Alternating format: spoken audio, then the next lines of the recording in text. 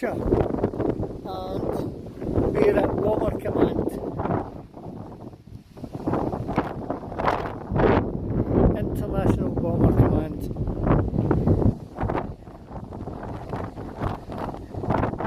As you look around, the memorial was designed and produced by Lincoln Cathedral Works Department.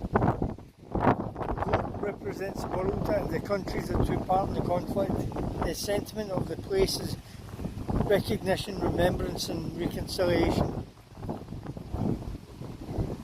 On the back of the stonework is the fleur de lis. Carvings trefoil details the fleur de lis on the symbol of the cathedral's dedication to the Blessed Virgin Mary, and the symbol on the trefoil detail is symbolic of the Holy Trinity.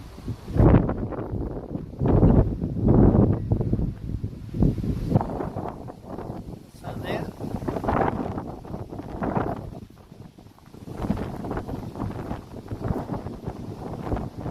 See the kind of busy thing as well.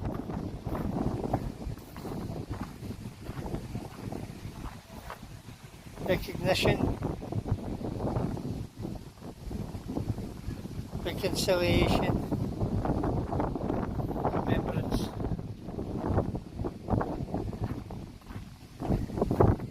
As you know, in Bomber Command, over 55,000 aircrew lost their lives in World War II. Bomber Command. After the war they were given quite a bad write-up, and a lot of the veterans didn't want medals because they were seen not as recognised. So over 36,000 men trained as part of aircrew in South Rhodesia, South Africa, and the British Commonwealth Air Training as a part of the British Commonwealth Air Training Plan. At one time, a quarter of 44 Rhodesian squadron personnel from Southern Africa, volunteers from West Africa, also travelled to the UK to serve in Bomber Command. Their losses were 332, I beg your pardon, 322.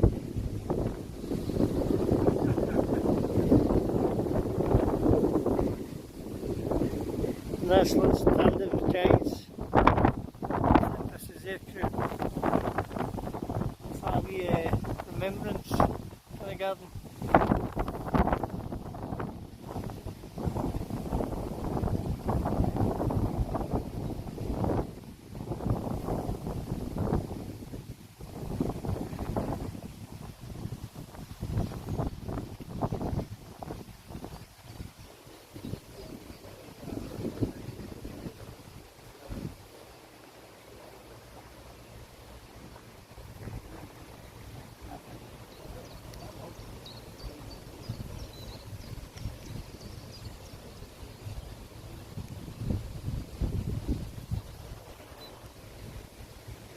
Sorry about that.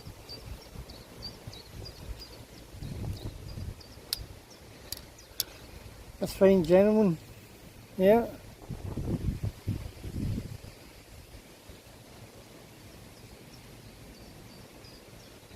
Was Pilot Officer Ernest Tansley. He was born in Upton Park. His parents Albert and Mary, and had two brothers, Albert and Fred. Ernest joined the Arnold scheme, which saw him carry out his pilot training in the United States, leaving behind his wife and children, Peter and Anne. In 1935 he married his neighbour Irene, and by that time the war broke out and had started their family. The firstborn, Peter, was barely 3 years old. Ernest volunteered for the RAF in 1941. At the age of 27, he'd be considered as a granddad, as he was much older than the average age of 21. He joined the Arnold scheme, which saw him carrying out his pilot training in the United States. He left behind two children and his sister called Anne. His brother Albert joined the Merchant Navy, and Fred was serving in the army as a member of the elite parachute regiment. When he returned to England, he was based in East Kirkby on the 2nd of December 1943. His crew prepared for the 22nd operation. The target Berlin. That night it was a little different as the 8th person on board, Sergeant Jack Proctor. Jack was a pilot fresh out of training who had arrived in East Kirkby just 3 days before and was getting flight experience. The strong winds over Trebon blew them off course that night and they were hit by enemy fire. When the aircraft burst into flames, Ennis ordered the rest of the crew to bail out, staying in the cockpit in order to steer the aircraft clear of a row of houses just below them. So a bit like what the German pilot did in Scotland. As we've seen him, Lennoxtown, well, the German pilot did in Lennoxtown. He avoided the village and was given full military honour burial. Ennis ordered the rest of the crew to bail out, stay in the cockpit in order to steer the aircraft clear of a row of houses just below them. Despite his best efforts, none of the crew survived. Just 3 months after his death, Irene gave birth to his third child, a son called Bob. Lest we forget Bob.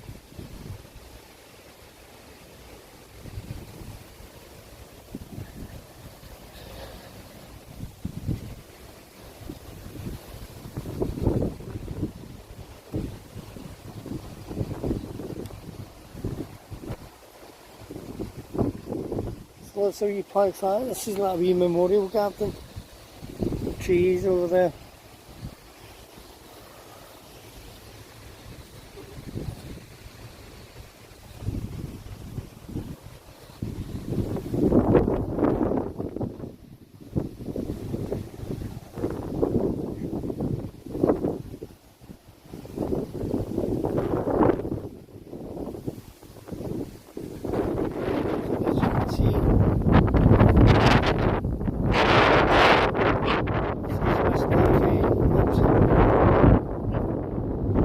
Dorothy was born in Gooseborough, Yorkshire. Both her and her sister Norma received excellent education. There we go.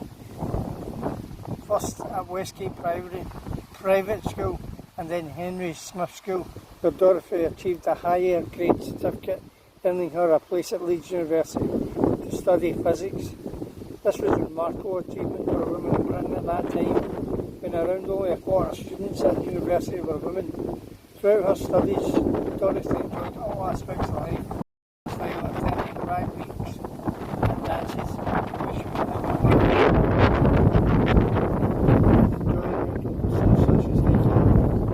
After Dorothy graduated, she was keen to contribute to the war effort. She was rejected by the WAF for being too short and successfully joined the Ministry of Aircraft Production in 1940. Her work was to develop bomb sights for aircraft so they could release their loads more accurately. She was regularly trying to brief the bomber crews on their return from operations. She was effectively known around the base as she worked on mainly in the north of England. As bomb sight Bertha and the girl with the laughing eyes, on the morning of 3rd November 1943, Dorothy joined the Halifax crew at home on Scotland on an air test checking target site. It was thought the aircraft was encountered by fog a short time after takeoff, causing it to crash near the moors. There was no survivors. On that flight, Dorothy was able to navigate its position and stayed at the base working on charts. That evening read below his devastation of the loss of his crew. Dorothy, thank you for your efforts. Lest we forget. She was only 23.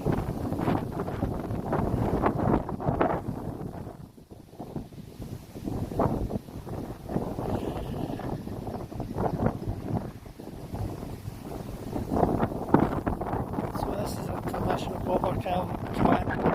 We'll go in.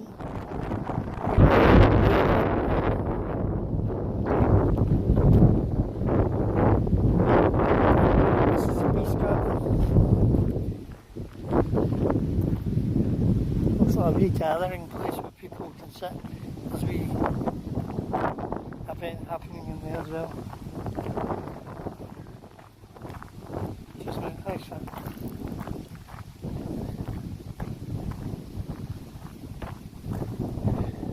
As you see, there's plaques all about.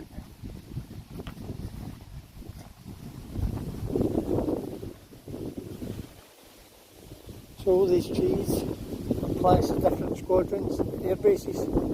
RAF Binbrook tells you the squadrons: 12, 142, 460 squadron, and their losses 1075.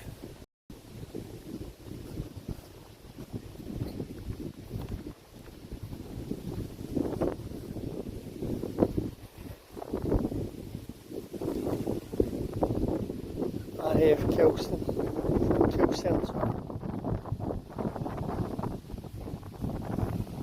all about, you'll see these.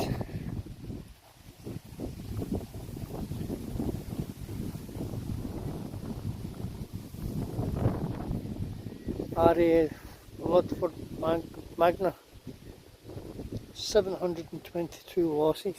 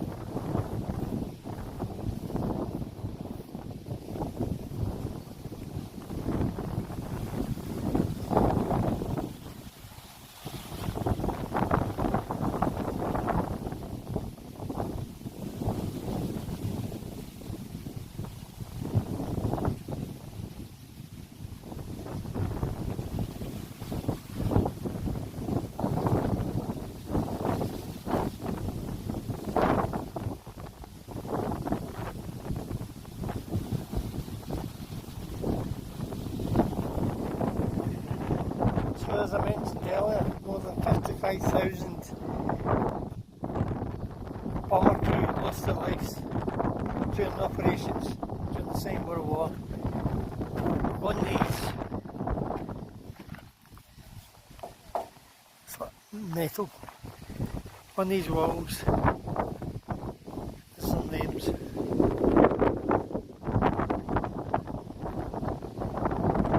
Sorry about the wind noise.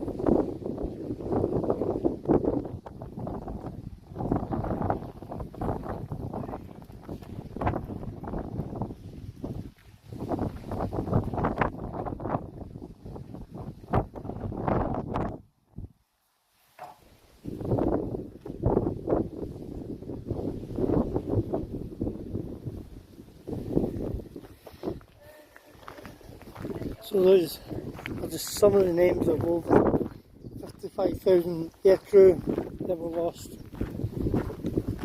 Lest we forget. Let's carry on. This goes all the way around, so you can just imagine not only the souls, but the families.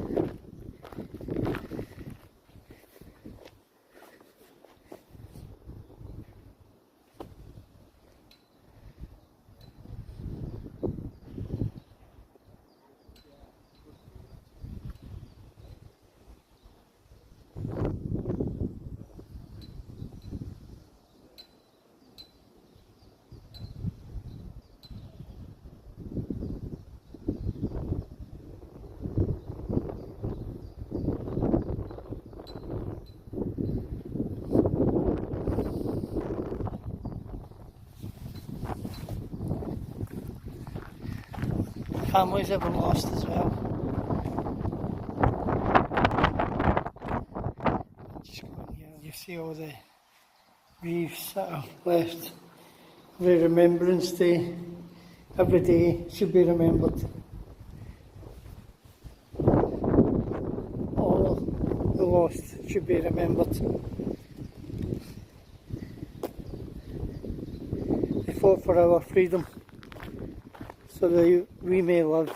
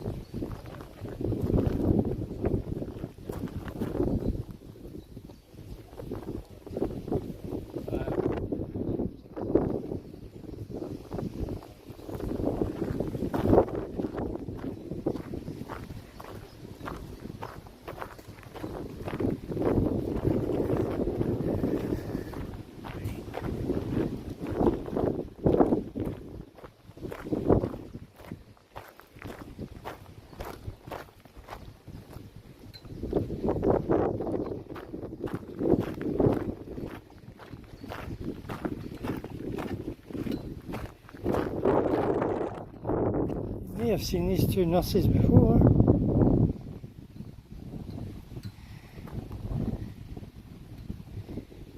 They are part of the standing of giants in Normandy.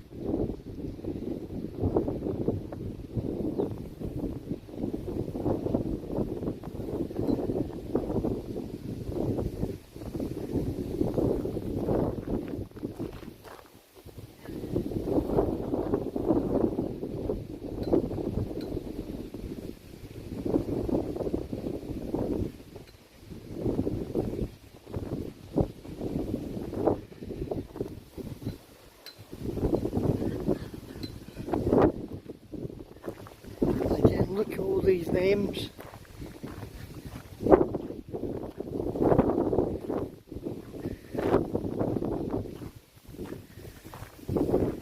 The walls of remembrance.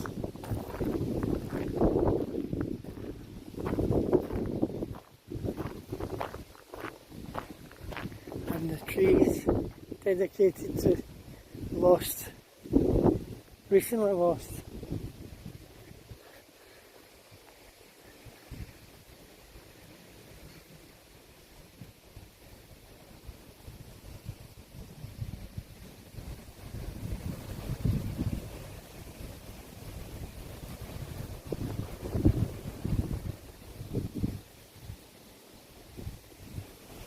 Here. Just never forget our veterans and all they've done for us.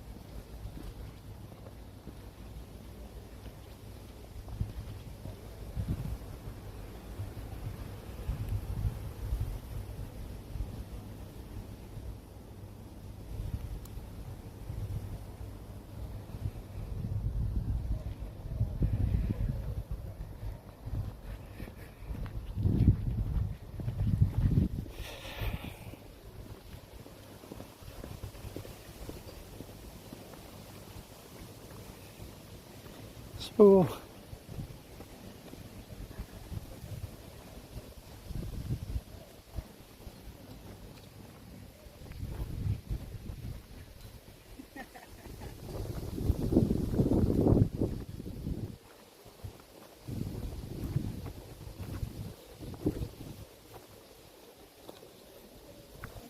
Yeah, more of the plaques I was telling you about.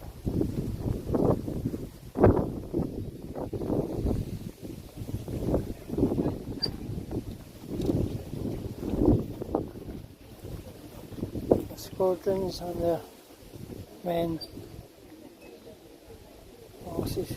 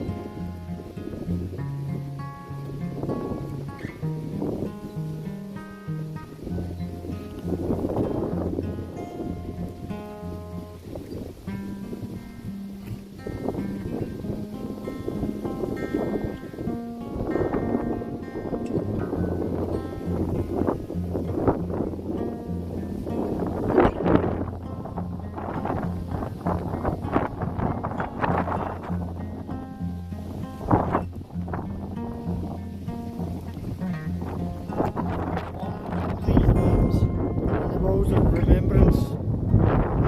Lest we forget. Never forget. That's why we're here, for them, because of them.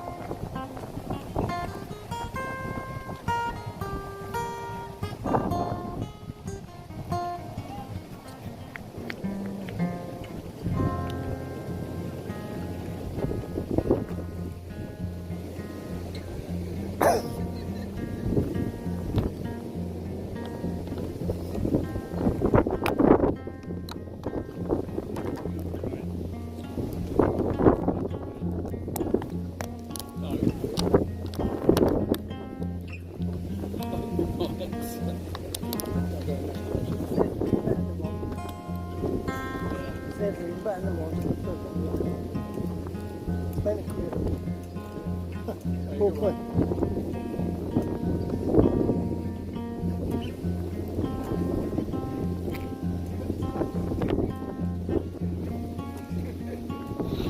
Okay, guys.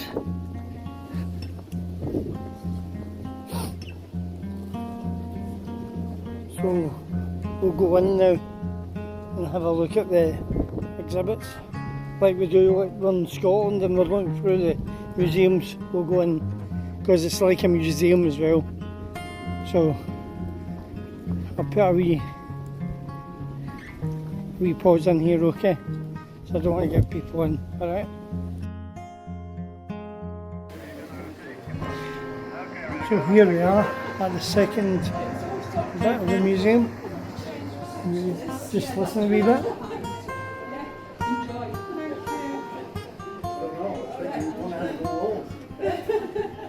We'll come back to this wee bit.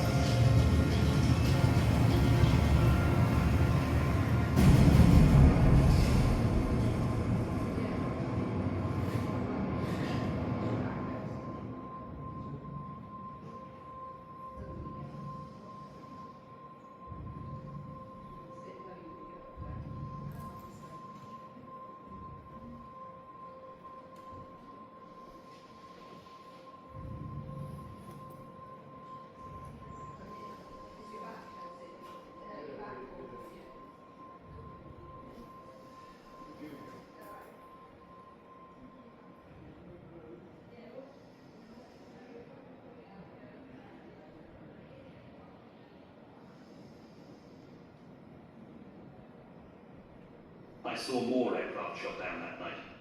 There must have been about 12, I think. They were waiting for us, approaching the Ruhr. It was like shepherding us into a pen.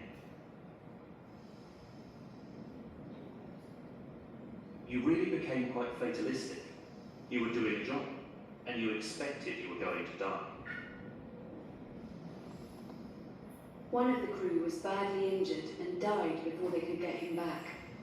I was on duty, and Bill came into the telephone exchange to tell me what had happened, and he was in a real state. What did worry us is the thought that we'd be severely wounded, and blinded, and badly burned, and having to live with that for the rest of our lives. We were shown to our Nissen hut. It was as the previous occupants had left it. They had not returned from the night before. The bed I chose had a name over it.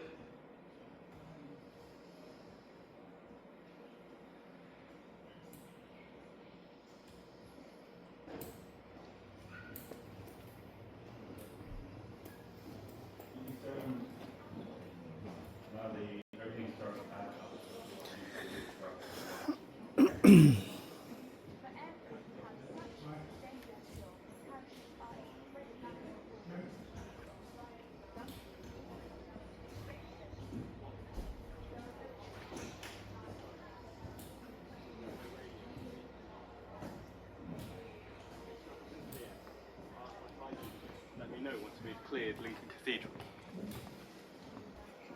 So, and then a thin voice. You just need to clip the central tower with your paw.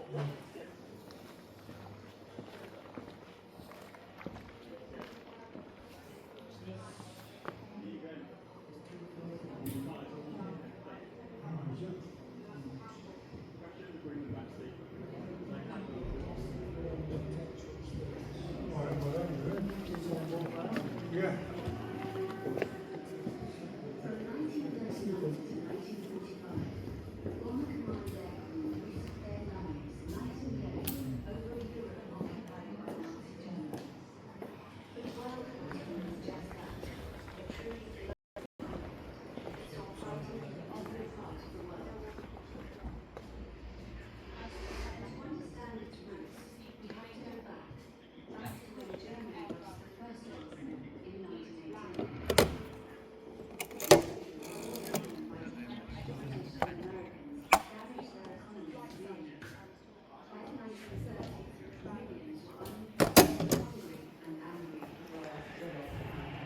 So if you pick up the phones and dial, you get a voice coming across telling you of the experience and what happened. The last wee bit's up the stairs.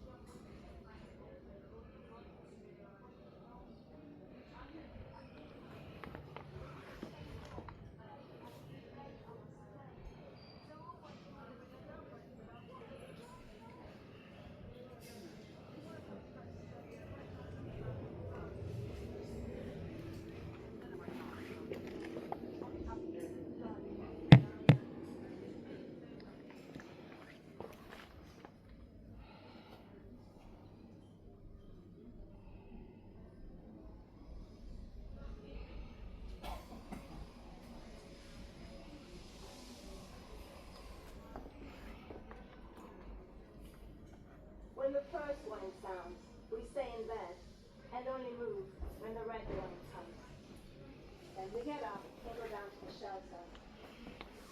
On the night of the big raid, the guns had already opened fire when we got there, so there was a crush to get in. All sorts of people are crowded together inside. Rich, poor, foreign workers with their bundles, and embarrassed looking soldiers. The building trembles when the guns, the bombs fire, and the people cower. But the bombs were much worse. The whole tower violently shook, and the noise.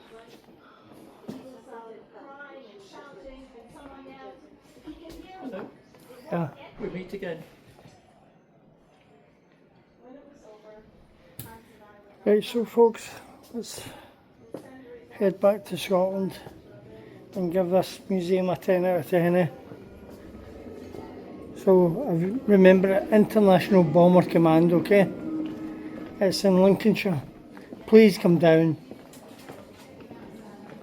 because it is beautiful, stunning.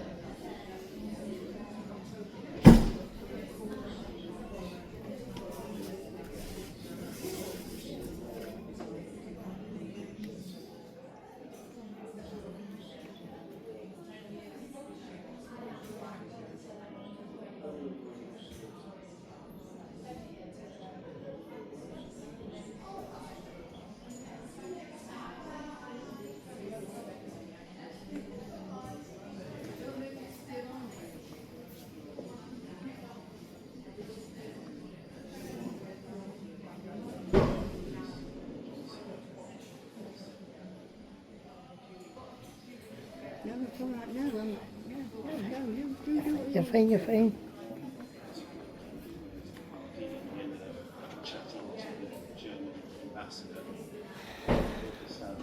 Right, so guys, thanks for tuning in.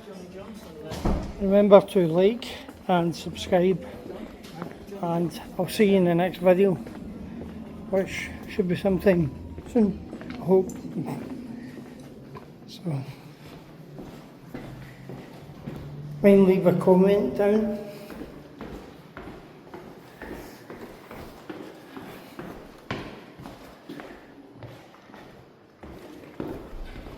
So the next video I'm hoping to do is a D-Day training beach in Scotland, okay? So, listen to this last wee bit.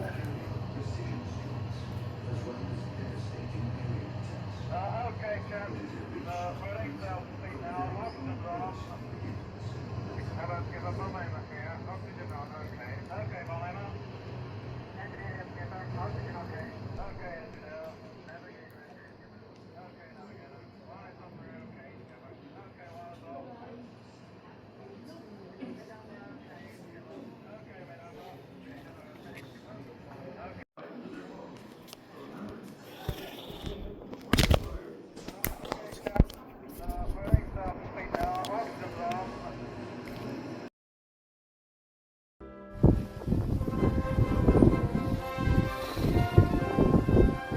Hello and welcome to Hangtuff 1944. Today we are at International Bomber Command in Lincoln.